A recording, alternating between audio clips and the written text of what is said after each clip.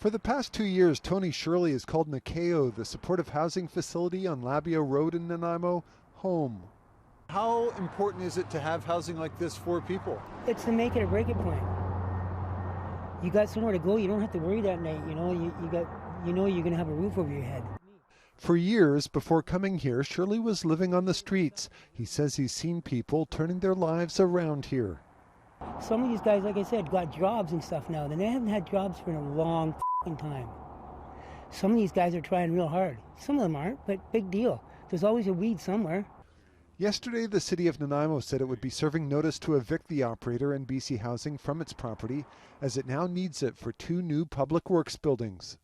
The space that the housing currently occupies is going to be needed for those functions to support construction. So we would call it a construction laydown area where you'd put construction trailers, materials, and you need to have a location for inventory on site.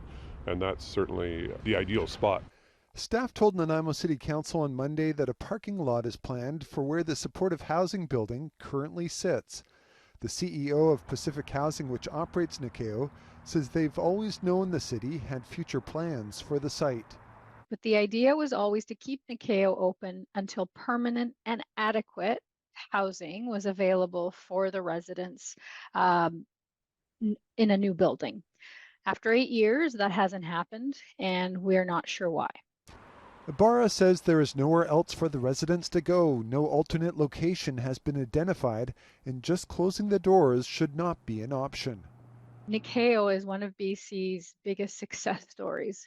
We've been able to take individuals that are the highest complexity of need from the streets of Nanaimo, help them stabilize, and many move on. She says they move on to recovery, permanent supportive housing, and in some cases, independent living.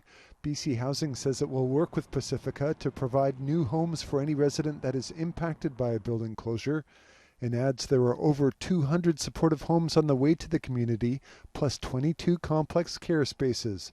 Shirley hopes another option will come through, as he doesn't want to return to the streets.